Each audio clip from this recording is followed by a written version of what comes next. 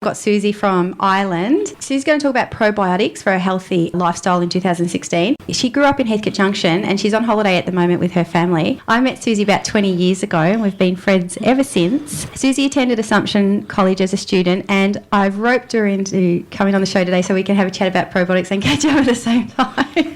So Susie, tell me about that stuff you gave me to drink today. Okay, well that was a drinkable probiotic yogurt. Now I made that yesterday, put it in the fridge, so it was nice and cool. It's not as nice to drink just off the bench. It was very, very, very sour. How come it was so sour? Because it's only flavoured with some homegrown raspberries. There's no added sugar. So our taste buds are used to sugar. Commercial foods are all loaded with sugar. So it's just a matter of getting used to the taste. You can have water kefir, which is another probiotic drink.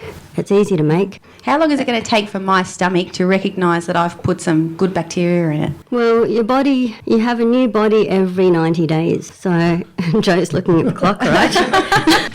I have heard that theory before. Yeah, it takes your body 90 days to be standing up all new. So if you're looking at a natural way of fixing a problem, you do need to give yourself 3 months because it's not a cure. We're not curing anything. It's your body being able to deal with whatever it's doing. And we should say right here, right now, that we're not medical people. We'll just do a disclaimer. This is simply a conversation for people who are curious about looking after their bodies better. Just being responsible for your own health. Yep. And I think we all need to be. There's a lot of sugar out there. Yeah. I myself have started sugar-free 2016 in beverages. So it's very hard. I had a huge headache the first day. Yeah. And it wasn't from the night before because the night before I just drank cordials because I was a Well, it was from the night before because of the cordial. Yeah.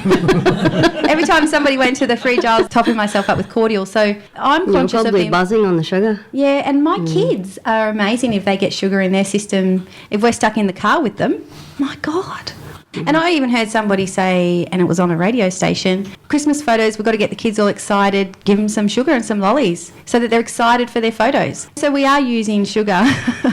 We are mismanaging the use of sugar. I even got my daughter to agree. I said, come on, let's have a little chat. We're going to go sugar-free, no sugar on your cereal. How do you feel about that? We'll see who can go the longest.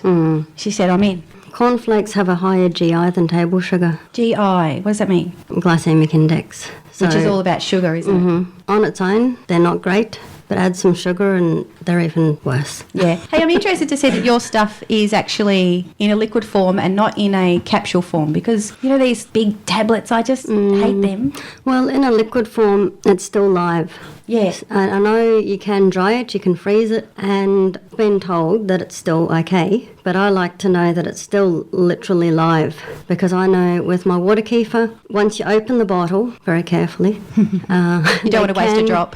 Well, they can go off like champagne because it's a fermented drink. Yeah. It carbonates. Once you seal it back up again, it can recarbonate itself because it's still a live drink. So it continues to be live, whereas if you freeze it, I don't know. Be interesting. The probiotics are still there, but they're not as active.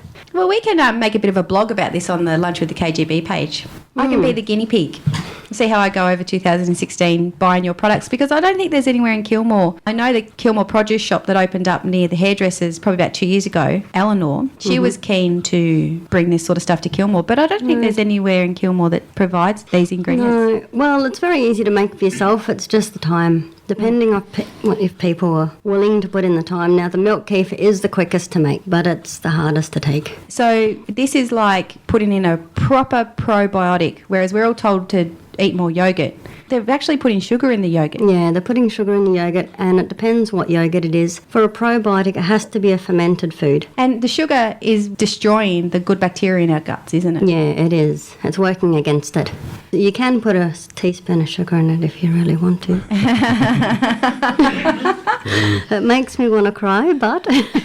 Well, if you've got to get it down the hatch, spoonful of sugar. Maybe a spoonful of honey would be better. Yeah. And honey's got good bacteria in it too. Yeah, honey is great for infections and stuff like that as well. So there you go, listeners. If you are on that journey of a healthier 2016 and adding even more alternative foods to your diet, you've heard it here on Lunch with the KGB. Go for probiotics. It's where it all starts. And I'm guessing it's like walking. The thing you don't do is all of a sudden say, right, I haven't done any walking for quite a while. Get up and I'll walk 2 miles today. You know, No. Now I'm thinking probiotics is something like that. You don't just all of a sudden say, oh, I've got to fix my body. I'm going to go totally probiotic. No, you'll get yourself diarrhea. It's good to be Very honest. good. There's a good reason not to do it. Yeah, but it's got to be easy, isn't it? Ease yourself in. Take a tablespoon a day for a week and then up it until you're taking 250 ml A day. a day. Now, if you do have IBS or a gut problem, you can take up to a litre a day, but that's if you're making it yourself and you know what's in it. And I know milk kefir to buy here is very expensive. It's about $10 for a kilo. That's not even a litre. So, yeah, it's better off sourcing the kefir plant and making it yourself. And things like this, natural things like kefir, and even if you're growing wheatgrass, any of that sort of thing, it's better to grow it in your own home environment because you're in tune with your own home and whatever you're growing there is in tune with you. So it's actually more beneficial to you. And I can see my children getting in on the whole scientific side of it. I'm in, I'm doing it, and I'm going to be receiving the packages in the mail. And I love mail. If you get the kids involved in making it, they're far more Inclined to try it. Yeah, whereas if they watch you, it's like if they watch you making dinner. You know, they might eat it, they might not, but if they make it, they're definitely going to eat it because they've got more at stake sort of thing. you know? Yes. Well, we've got to wrap you up now, Susie. That's Thank you okay. so much for coming in. I really No appreciate worries, it. It's a pleasure.